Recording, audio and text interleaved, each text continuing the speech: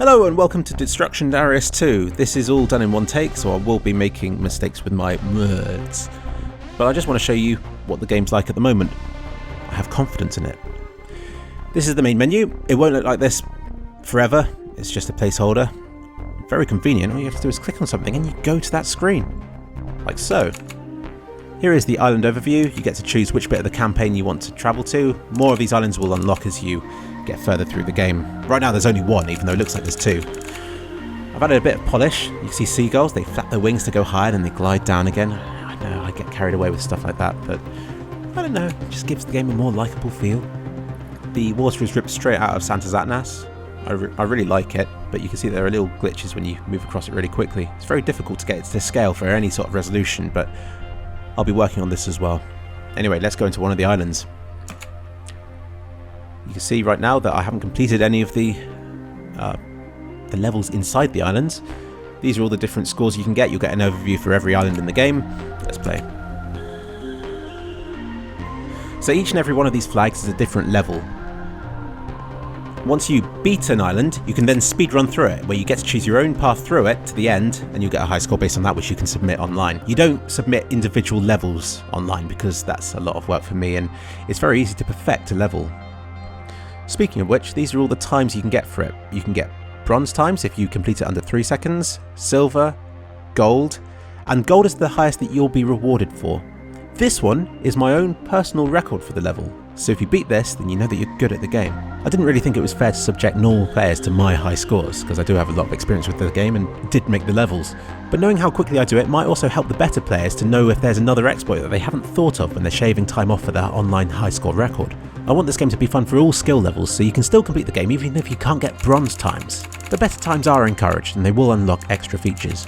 This is better than the first playthrough, because you can now click on that to get into the level. Added a bit of a sound. This is from my mechanical keyboard, in case you're wondering why it sounds like a keyboard. Let's play! Still no music in the levels apart from the intro bit and the end bit. I like to think that this game's strongest soundtrack are the explosions. Worked for the first game, why change it? And also the sound of seagulls in the background. It's all based on islands, so I decided to get a load of sounds of waves and wind and seagulls, and I really think it gives the game a nice atmosphere. Oh, you can hear foghorn there as well. Yeah, I've worked a lot on the sounds. You'll probably hear that when I blow something up. Are you ready?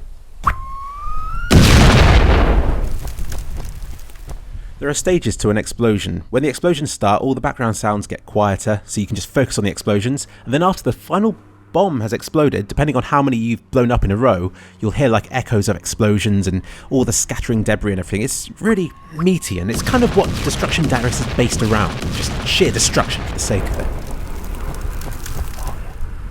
Anyway.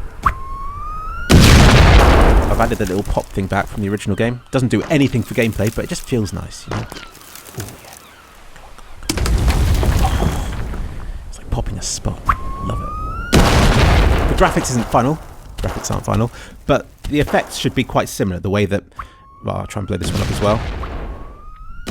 The way that boulders land and then shatter. Oh! Landed on my head. Oh, speaking of which, these are the new gore effects. I'm very proud of them. I think I've got a button to... No, not that one. I'll get myself down to low health. Oh, yeah.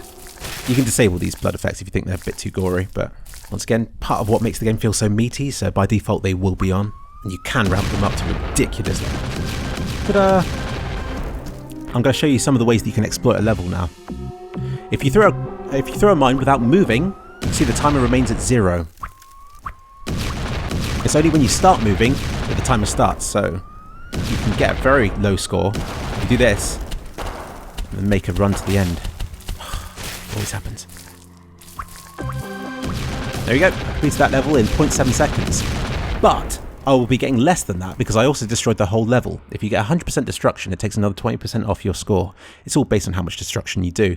This is to make it so that you can't just get the perfect time on a level. There's a bit more complexity to it. If you have 100% health and you don't get any penalty to your time, and the more destruction you get, the lower the time is. So I'll give you the calculations somewhere, but let's just say it's very difficult to get the perfect score in a level. And when you consider that you have to complete several levels in a row for a speedrun, it means that it's going to be quite a challenge to get to the top of the online high score screen.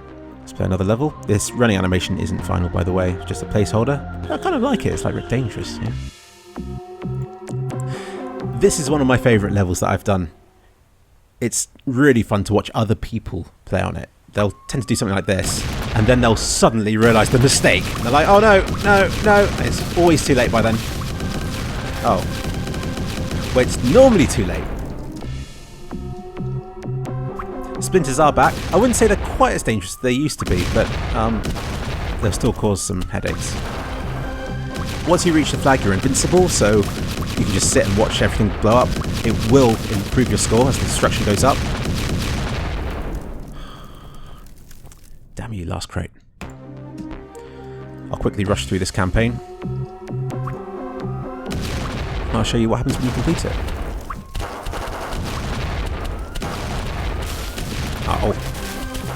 I've added a lot of clever little ways that you can improve your time and kept a couple of bugs in that also do the same thing.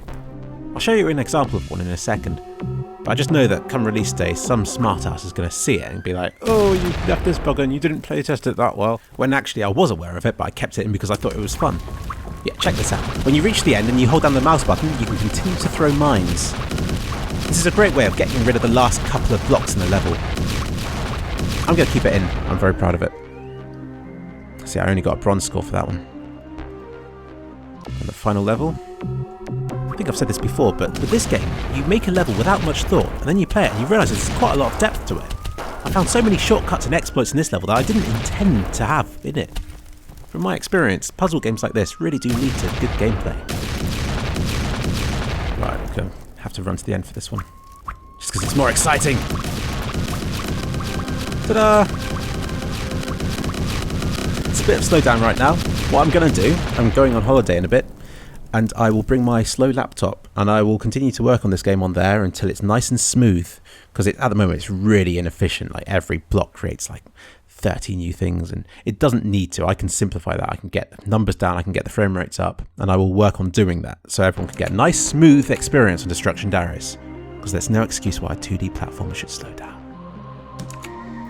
There, I've finished the island, so now when I click on this, you can see I've got a pass and I can attempt the speedrun and destruction now. These were grayed out before. Speedrun is where you run through the level in one take as quickly as you can, and you can submit that score to the high score table. Destruction destroys all the levels on the island apart from these. These are destruction levels. You'll see that there's no end goal. That's because the goal is to destroy everything as quickly as possible.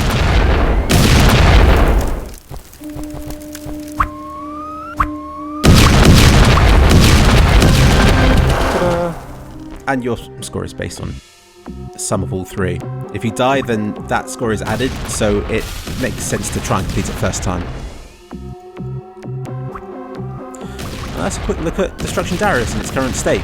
It's still fairly unpolished, but it's playable now, and it's fun. Ow, ow, ow, ow. Splat! Thank you for watching. I hope to have more videos out on it soon.